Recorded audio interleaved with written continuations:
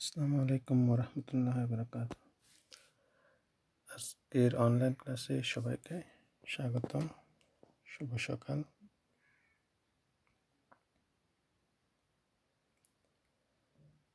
আমি আরিফুল ইসলাম, প্রভাষক, রাষ্ট্রবিজ্ঞান বিভাগ, উত্তর রাঙ্গুনিয়া ডিগ্রি কলেজ, রাঙ্গুনিয়া, চট্টগ্রাম। আজ আমরা পৌরনীতি ও সুশাসন দ্বাদশ শ্রেণী চতুর্থ অধ্যায় বাংলাদেশ সংবিধান এই অধ্যায় থেকে একটা বিষয় নিয়ে আলোচনা করব। আমাদের আজকের বিষয় হচ্ছে বাংলাদেশ সংবিধানের সংশোধন। প্রথম পর্ব। বাংলাদেশ সংবিধানের অনেকগুলো সংশোধন রয়েছে, সেগুলো আমরা ধাপে ধাপে এগিয়ে যাব। সে তার ধারাবাহিকতার প্রথম অংশ হচ্ছে এই প্রথম পর্ব। এখন থেকে নিয়ে আজকের পাঠ শেষে শিক্ষার্থীরা কি কি শিখতে পারবে, জানতে পারবে। সংবিধান সংশোধনের পদ্ধতি ব্যাখ্যা করতে পারবে এবং বাংলাদেশ সংবিধানের প্রথম, দ্বিতীয়, তৃতীয় এবং চতুর্থ সংশোধন সমূহ বর্ণনা করতে পারবে। তাহলে আমরা আমাদের মূল আলোচনায় চলে আসি। বাংলাদেশ সংবিধানের সংশোধন পদ্ধতি। তোমরা জানো বাংলাদেশের সংবিধান হচ্ছে একটি দুষ্পরিবর্তনীয় সংবিধান। এই সংবিধান পরিবর্তন করতে গেলে একটা নির্দিষ্ট পদ্ধতি অনুসরণ করতে হয়। সেই পদ্ধতিটা কি তা আমরা এখন জেনে নেব। বাংলাদেশ 1972 সালে এই যে সংবিধানটা লাভ করেছে তা এই পর্যন্ত 17 বার সংশোধন আনা হয়েছে। আর এই সংশোধন কীভাবে করা হবে তার পদ্ধতিগুলো সংবিধানের 10ম ভাগে 142 নম্বর অনুচ্ছেদে এই সংবিধান সংশোধনের পদ্ধতি উল্লেখ রয়েছে। এখন এই 142 নম্বর অনুচ্ছেদে কী পদ্ধতি রয়েছে তা আমরা জেনে নেব। সংবিধান প্রথমত, সংবিধান সংশোধনের জন্য জাতীয় সংসদে কোনো বিল গ্রহণ করা হবে না যদি উক্ত বিলের শিরোনামে সংবিধানের কোন কোন অংশ সংশোধন করা হবে তা সুস্পষ্টভাবে উল্লেখ না থাকে। অর্থাৎ বিলের শিরোনামে সংবিধানের বিষয় অবশ্যই উল্লেখ থাকতে হবে। অর্থাৎ প্রথমে কোনো সংশোধন আনতে গেলে একটি বিল আকারে সংসদে উত্থাপন করতে হবে এবং উত্থাপন করার সময় কোন কোন বিষয়গুলো সংশোধন করা হবে তা সুস্পষ্টভাবে উল্লেখ থাকতে হবে। অর্থাৎ কোনো সংশোধন আনতে হলে প্রথমে বিল আকারে উত্থাপন করতে হবে এবং তা সুস্পষ্টভাবে কোন কোন অংশগুলো সংশোধন করা হবে তা উল্লেখ থাকতে হবে। এটা গেল প্রথম ধাপ। তারপরে দ্বিতীয় ধাপ হচ্ছে যে বিলটি সংশোধন উত্থাপন করা হবে সেই বিলটি জাতীয় সংসদের সদস্যদের মোট সদস্যের 2/3 ভোটে গৃহীত হতে হবে। অর্থাৎ ওই সংশোধনী বিলটি সংসদ সদস্যের 2/3 ভোটে পাশ হতে হবে এবং সংসদ কর্তৃক গৃহীত বা পাশকৃত বিলটি রাষ্ট্রপতির অনুমোদনের জন্য পেশ করা হবে। রাষ্ট্রপতি 7 দিনের মধ্যে বিলটিতে স্বাক্ষর করে সম্মতি দিবেন। তিনি স্বাক্ষর করতে অসমর্থ হলে উক্ত সময় অতিবাহিত হওয়ার পর তিনি বিলটিতে সম্মতি দিয়েছেন বলে গণ্য হবে। অর্থাৎ 2/3 ভোটে যে বিলটি পাশ হলো সেটা রাষ্ট্রপতির কাছে পাঠানো হবে এবং রাষ্ট্রপতি 7 দিনের মধ্যেই ওই বিলটি স্বাক্ষর করবেন। আর তিনি যদি স্বাক্ষর নাও করেন 7 দিনের মধ্যে, তাহলে তিনি স্বাক্ষর করেছেন বলে গণ্য হবে। তাহলে এই ছিল সংবিধান সংশোধনের প্রক্রিয়া। তাহলে আমরা আবার একটু বলি প্রথম থেকে। প্রথমে যে বিষয়টা সংশোধন আনা হবে তা একটা বিল আকারে সংসদে উত্থাপন করতে হবে এবং কোন কোন অংশগুলো সংশোধন করা হবে তা সুস্পষ্টভাবে উল্লেখ থাকতে হবে এবং বিলটি উত্থাপন করার পর জাতীয় সংসদের মোট 2/3 সদস্যের ভোটে পাশ হতে হবে এবং পাশকৃত বিলটি রাষ্ট্রপতির অনুমোদনের জন্য পাঠাতে হবে এবং রাষ্ট্রপতি 7 দিনের মধ্যে ওই বিলটিতে সম্মতি দিবেন। আর যদি তিনি সম্মতি নাও দেন তাহলে তিনি সম্মতি দিয়েছেন বলে ধরে নেওয়া হবে। তাহলে এইভাবেই বাংলাদেশ সংবিধানের সংশোধন করা হয়। তাহলে আমরা জানলাম বাংলাদেশ সংবিধানের সংশোধনের প্রক্রিয়া। এখন আমরা আসি বাংলাদেশ সংবিধানের সংশোধনগুলো আমরা দেখব। প্রথম সংশোধন, তাহলে বাংলাদেশ সংবিধানের প্রথম সংশোধন আইন 1973। এই সংশোধনীটি সংসদে উত্থাপিত হয় 12 জুলাই 1973। সংসদে পাশ হয় 16 জুলাই 1973। আর এই বিলটি উত্থাপন করেন তৎকালীন আইনমন্ত্রী মনোরঞ্জন ধর, আর রাষ্ট্রপতির অনুমোদন পায় 15 জুলাই 1973। এখন দেখি এই সংশোধনীতে কেন আনা হয়েছিল। এই সংশোধনী গৃহীত বা আনিত হওয়ার প্রধান উদ্দেশ্য ছিল 1971 সালের মুক্তিযুদ্ধে আটককৃত পাকিস্তানি যুদ্ধাপরাধীদের এবং তাদের এই দেশীয় সহযোগীদের বাংলাদেশের মাটিতে বিচারের পথ সুগম করা।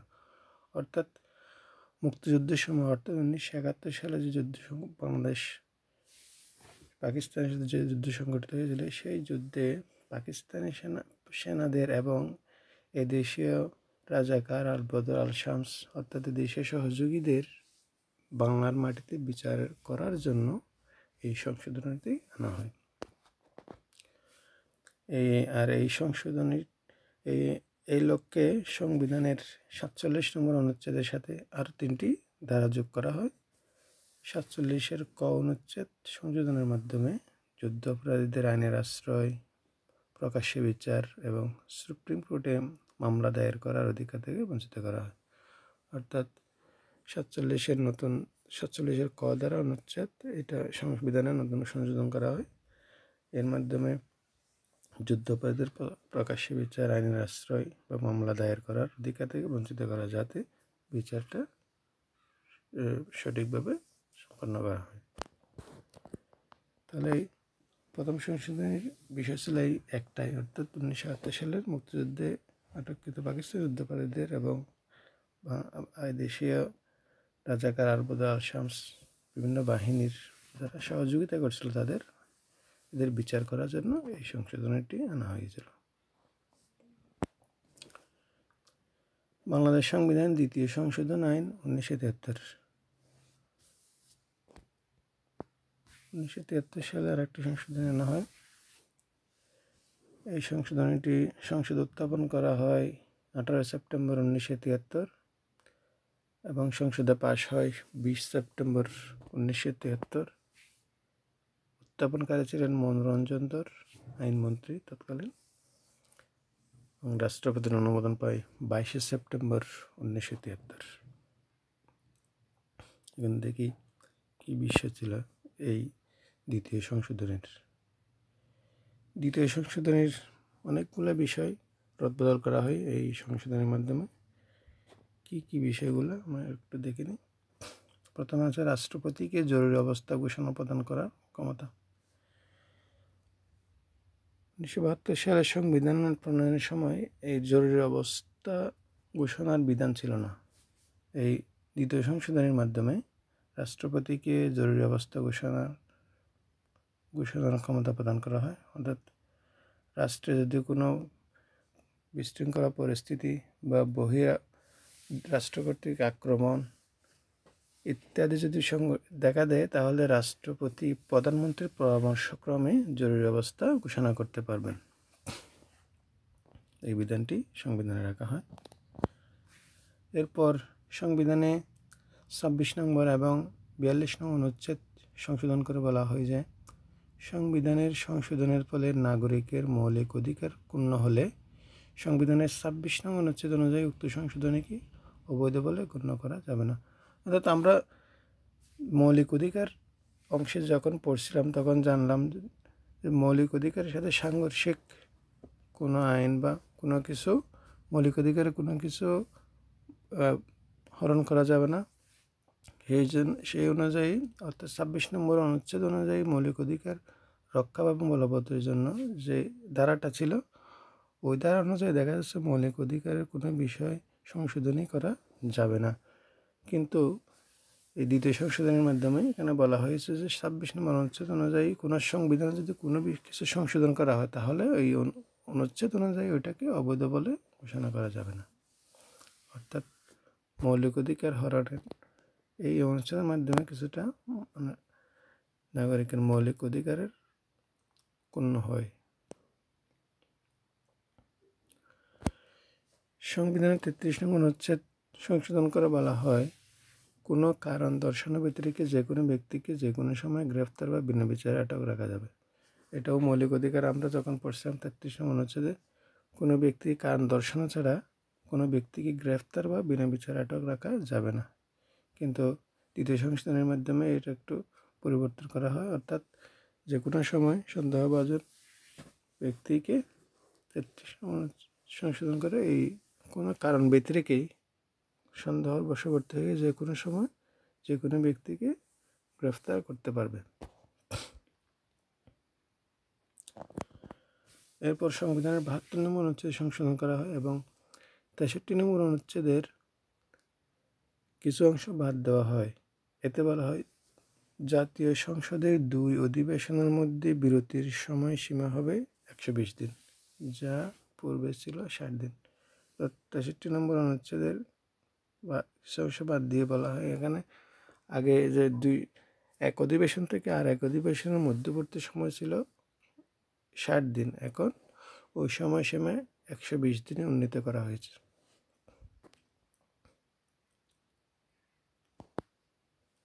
এখন আমরা বাংলাদেশ সংবিধানের 3য় সংশোধনী আইন 1974 এগুলো নিয়ে আলোচনা করব। আমরা দেখে নিই 3য় সংশোধনীতে কি ছিল। সংসদে উত্থাপিত হয় 21 নভেম্বর 1974, আর এটা পাশ হয় 23 নভেম্বর 1974। উত্থাপনকারী মনোরঞ্জন ধর আইনমন্ত্রী তৎকালীন, আর রাষ্ট্রপতির অনুমোদন পায় 27 নভেম্বর 1974। তাহলে বাংলাদেশের প্রধানমন্ত্রী বঙ্গবন্ধু শেখ মুজিবুর রহমান এবং ভারতের প্রধানমন্ত্রী ইন্দিরা গান্ধীর মধ্যে নয়াদিল্লিতে 1974 সালের 16 মে উভয় দেশের সীমানা চিহ্নিতকরণ চুক্তি সম্পাদিত হয়, যার নাম বাংলাদেশ ভারত সীমান্ত চুক্তি। চুক্তি অনুযায়ী ভারত বাংলাদেশকে দহগ্রাম এবং আঙ্গরপোতা এবং বাংলাদেশ ভারতকে বেরুবাড়ি হস্তান্তর করে।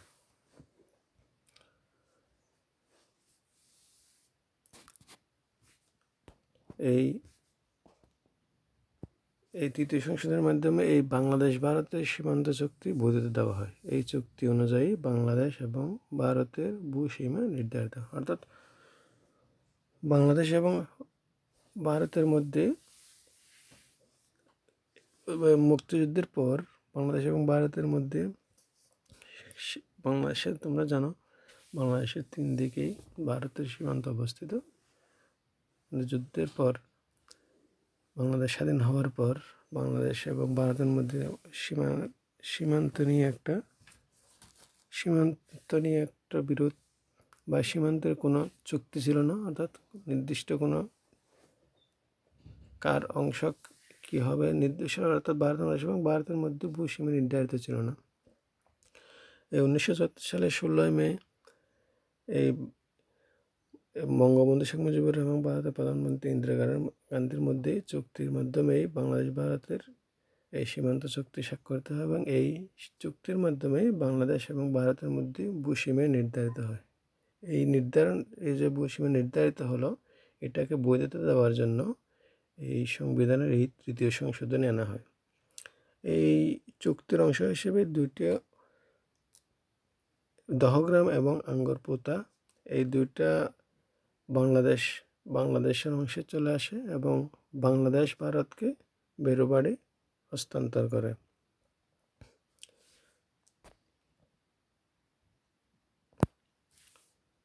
এরপর আমরা বাংলাদেশ সংবিধানের 4র্থ সংশোধনী আইন 1975 4র্থ সংশোধনী নিয়ে আলোচনা করব। 4র্থ সংশোধনী খুবই একটি গুরুত্বপূর্ণ সংশোধনী। এটা সংসদে উত্থাপিত হয় 25 জানুয়ারি 1975। এটা পাশ হয় একই দিন 25 জানুয়ারি 1975 উত্থাপনকারী মনোরঞ্জন ধর আইনমন্ত্রী রাষ্ট্রপতির অনুমোদন পায় 25 জানুয়ারি 1975, অর্থাৎ একই দিনে উত্থাপিত হয় এবং সংসদে পাস হয় এবং রাষ্ট্রপতির অনুমোদন পায়। এখন দেখে নিই এই চতুর্থ সংশোধনের বৈশিষ্ট্যগুলো। চতুর্থ সংশোধনের মাধ্যমে অনেক বিষয় পরিবর্তন করা হয়, দেখে নেব এগুলো কী কী। প্রথমত হচ্ছে রাষ্ট্রপতি শাসিত সরকার ব্যবস্থা প্রবর্তন। তোমরা জানো 1972 সালের সংবিধান যখন প্রণয়ন হয় তখন বাংলাদেশ সংবিধানে ছিল হচ্ছে সংসদীয় সরকার পদ্ধতি বা মন্ত্রী পরিষদ শাসিত সরকার পদ্ধতি, অর্থাৎ ক্ষমতার আবর্তিত হতো প্রধানমন্ত্রীকে কেন্দ্র করে, কিন্তু ওটা বাদ দিয়ে রাষ্ট্রপতি শাসিত সরকার ব্যবস্থা প্রবর্তন করা হয়, যার কেন্দ্রবিন্দুতে থাকবে রাষ্ট্রপতি, অর্থাৎ সকল ক্ষমতা আবর্তিত হবে রাষ্ট্রপতিকে কেন্দ্র করে। অর্থাৎ এটা একটা মূল জিনিস, খুবই গুরুত্বপূর্ণ বিষয়। তাহলে মানে শাসন বিভাগের নির্বাহী বিভাগটা রাষ্ট্রপতি কেন্দ্রিক হয়ে যায়, অর্থাৎ প্রধানমন্ত্রী থেকে নিয়ে ক্ষমতায় সরিয়ে রাষ্ট্রপতির কাছে নিয়ে যাওয়া হয়। রাষ্ট্রপতি শাসিত সরকার ব্যবস্থা প্রবর্তন করা হয়। তারপর 2 নম্বর একদলীয় শাসন ব্যবস্থা প্রবর্তন, অর্থাৎ 1972 সালের সংবিধানে যে বহুদলীয় ব্যবস্থা ছিল সেটা বাদ দিয়ে একদলীয় শাসন ব্যবস্থা প্রবর্তন করা হয়, এবং অর্থাৎ দেশে একটি দলই থাকবে আর ওই দলটার নাম হবে হচ্ছে বাকশাল, অর্থাৎ বাংলাদেশ কৃষক শ্রমিক আওয়ামী লীগ। বাকশাল শব্দের পূর্ণরূপ হচ্ছে বাংলাদেশ কৃষক শ্রমিক আওয়ামী লীগ, অর্থাৎ অন্যান্য দলের রাজনীতিকে নিষিদ্ধ করে এই একটি দলের মাধ্যমে রাজনীতি পরিচালিত হবে, এবং এখানে সামরিক বেসামরিক ব্যক্তিবর্গ এই দলে অন্তর্ভুক্ত করতে পারবে। এরপর 3 নম্বর অনুগত মন্ত্রিসভা। সংসদীয় সরকারে যখন ছিল তখন মন্ত্রিসভা জাতীয় সংসদের কাছে জবাবদিহি ছিল, কিন্তু এখানে রাষ্ট্রপতি শাসিত সরকার ব্যবস্থা হওয়ার পর এই মন্ত্রিসভা রাষ্ট্রপতির কাছে জবাবদিহি, অর্থাৎ যে কোনো কাজের জন্য রাষ্ট্রপতির কাছে জবাবদিহি করতে বাধ্য। অর্থাৎ এই মন্ত্রিসভা অনুগত মন্ত্রিসভা, অর্থাৎ রাষ্ট্রপতি যা বলে রাষ্ট্রপতির মর্জি অনুযায়ী এই মন্ত্রিসভা পরিচালিত হবে। 4 নম্বর উপরাষ্ট্রপতির পদ সৃষ্টি। এখানে রাষ্ট্রপতিকে সহায়তা প্রদান করার জন্য একটা পদের সৃষ্টি করা হয়, উপরাষ্ট্রপতির পদ। এই চতুর্থ সংশোধনের মাধ্যমে এই নতুন একটি পদ উপরাষ্ট্রপতির পদ এটাই সৃষ্টি করা হয়। 5 নম্বর জাতীয় সংসদের গুরুত্ব হ্রাস, অর্থাৎ রাষ্ট্রপতি শাসিত সরকার ব্যবস্থা হওয়ার পর জাতীয় সংসদের গুরুত্ব হ্রাস পায়। কীভাবে? যখন সংসদীয় সরকার পদ্ধতি থাকতো তখন জাতীয় সংসদে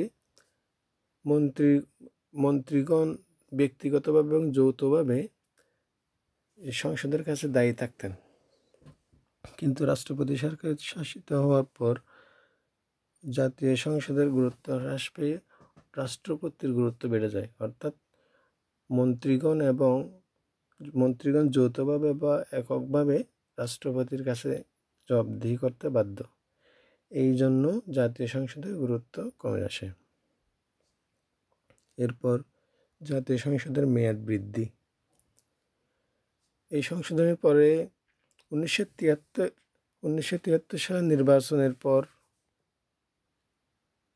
এই সংসদকে 1975 সাল থেকে আরও 5 বছরকে বৃদ্ধি করা হয়। 1973 সালের এই সংসদ, অর্থাৎ যেটি 1973 থেকে 1978 সালে শেষ হওয়ার কথা ছিল এই সংসদের মেয়াদ, সেটি 1978 সালে শেষ না হয়ে 1975 থেকে আরও 5 বছর, অর্থাৎ 1980 সালে এই সংসদের মেয়াদ শেষ হওয়া, অর্থাৎ আরও 2 বছর বা এর মেয়াদ বৃদ্ধি করা হয়। বিচার বিভাগের ক্ষমতা হ্রাস। বিচার বিভাগের ক্ষমতা হ্রাস করা হয় কারণ এই রাষ্ট্রপতি বিচারকদের নিয়োগ অপসারণের ক্ষমতা রাষ্ট্রপতির হাতে নিয়ে আসা হয়। এতে বিচার বিভাগের ক্ষমতা হ্রাস পায়। এরপরে সংবাদপত্রের নিয়ন্ত্রণ। চতুর্থ সংশোধনীর মাধ্যমে সংবাদপত্রের উপর বিধিনিষেধ আরোপ করা হয় এবং সরকার মাত্র 4টি সংবাদপত্রকে অনুমোদন দেয়, অর্থাৎ 4টি সংবাদপত্র ছাড়া বাকিগুলোকে বন্ধ ঘোষণা করা হয় বা অন্যগুলোকে ওর উপর নিষেধাজ্ঞা জারি করা হয়। অর্থাৎ 4টি সংবাদপত্র ছাড়া বাকিগুলো নিষেধাজ্ঞার মধ্যে পড়ে, অর্থাৎ সংবাদপত্রের উপর নিয়ন্ত্রণ আরোপ করা হয়। এরপর স্থানীয় সরকার গঠন। রাষ্ট্রপতির পরামর্শক্রমে এই স্থানীয় সরকার গঠিত হবে। অর্থাৎ এই সংশোধনীর মাধ্যমে ঘোষণা করা হয় যে এই আগামী 5 বছরের মধ্যে বাংলাদেশের 68,000 গ্রামে বাধ্যতামূলক বহুমুখী গ্রাম সমবায় সমিতি গঠন করা হবে। অর্থাৎ গ্রামীণ সরকার বাধ্যতামূলক গ্রামীণ সরকার বা স্থানীয় সরকার গঠনের জন্য বলা হয়েছে। এরপর মৌলিক অধিকার সংরক্ষণ ক্ষমতা হরণ। মৌলিক অধিকার সংরক্ষণ ক্ষমতা হরণ অর্থাৎ মৌলিক অধিকারের যে সংরক্ষণের বিষয় ছিল, এই চতুর্থ সংশোধনীর মাধ্যমে তা হরণ করা হয়। অর্থাৎ কোনো 102 নম্বর অনুচ্ছেদ অনুযায়ী কোনো সংক্ষুব্ধ ব্যক্তির মৌলিক অধিকার হরণ হলে যে হাইকোর্টে তিনি রিট করতে পারতেন এবং তার আবেদনের প্রেক্ষিতে হাইকোর্ট বিভাগ যে কোনো ব্যক্তি বা সংস্থাকে এই নির্দেশ জারি করতে পারবে, সেই ধারাটাকে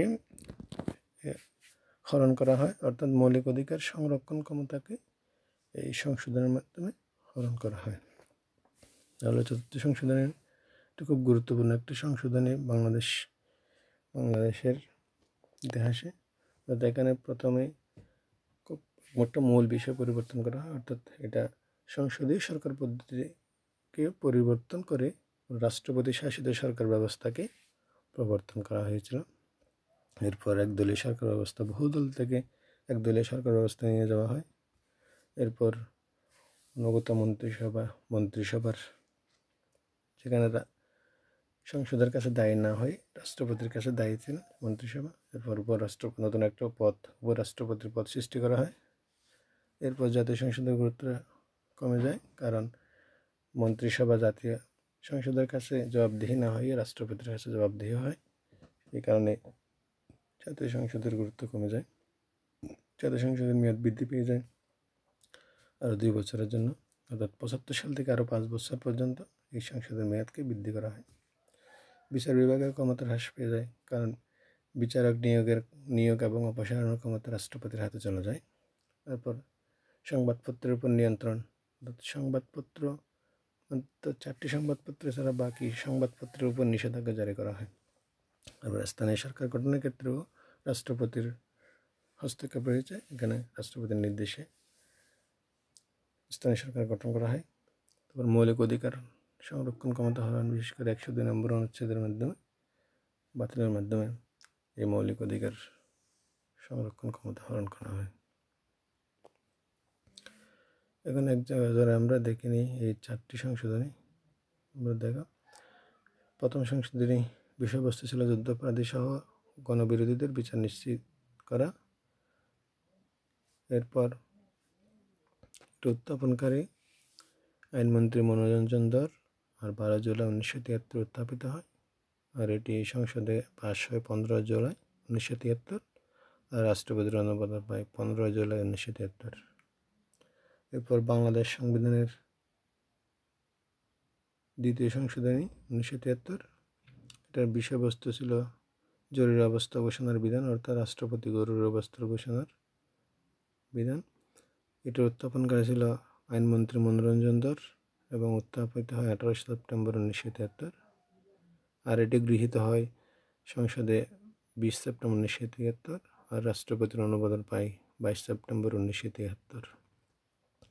এরপর বাংলাদেশ সংবিধান তৃতীয় সংশোধনী 1974, বাংলাদেশ ভারত সীমান্ত চুক্তির অনুমোদন এবং বেরোবাড়ি হস্তান্তর, অর্থাৎ 1974 সালের বঙ্গবন্ধু শেখ মুজিবুর রহমান এবং ইন্দিরা গান্ধীর মধ্যে যে চুক্তি হয়েছিল সেই চুক্তিকে বৈধতা দেওয়ার জন্য এবং ওই চুক্তি অনুযায়ী বাংলাদেশ বেরোবাড়ি হস্তান্তর করে ভারতের নিকট।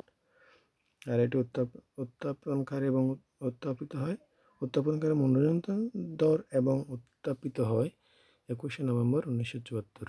আর এটি সংসদে 523 নভেম্বর 1974 আর রাষ্ট্রপতির অনুমোদন পায় 27 নভেম্বর 1974। বাংলাদেশ সংবিধানের চতুর্থ সংশোধনী 1975 খুবই গুরুত্বপূর্ণ একটা সংশোধনী। এটার বিষয়বস্তু কী বিষয়বস্তু ছিল: রাষ্ট্রপতি শাসিত শাসন পদ্ধতি চালু, একদলীয় শাসন ব্যবস্থা এবং উপরাষ্ট্রপতির পদ সৃষ্টি, অর্থাৎ এই বিষয়গুলো চতুর্থ সংশোধনের বিষয় ছিল। এটার উত্থাপন করেছিলেন আইনমন্ত্রী মনোরঞ্জন দর। 25শে জানুয়ারি এটি উত্থাপিত হয় এবং 25 জানুয়ারি 1975 এটি সংসদে পাশ হয় এবং একই দিনে 1975 সালের 25শে জানুয়ারি রাষ্ট্রপতির অনুমোদন পায়। এই ছিল আমাদের এই প্রথম চারটা সংশোধনী, অর্থাৎ এটা বঙ্গবন্ধুর আমলের এই চারটে সংশোধনী ছিল। এই সংশোধনী নিয়ে আমরা দেখলাম। তাহলে আমরা আজকে কী আলোচনা করলাম তার একটা সারসংক্ষেপ করলাম। কী দাঁড়ায়, আমরা বাংলাদেশ সংবিধানের সংশোধন পদ্ধতি নিয়ে আলোচনা করলাম এবং বাংলাদেশ সংবিধানের প্রথম চারটি সংশোধনী বঙ্গবন্ধুর আমলের চারটি সংশোধনী নিয়ে আমরা আলোচনা করলাম। তোমরা বাসায় এগুলো নিয়ে আরও বিস্তারিত পড়বে, সেই প্রত্যাশায় ব্যক্ত করে আজকের ক্লাস এখানে শেষ করছে। তোমরা সবাই ভালো থেকো, সুস্থ থেকো। আসসালামু আলাইকুম ওয়া রাহমাতুল্লাহি ওয়া বারাকাতুহু।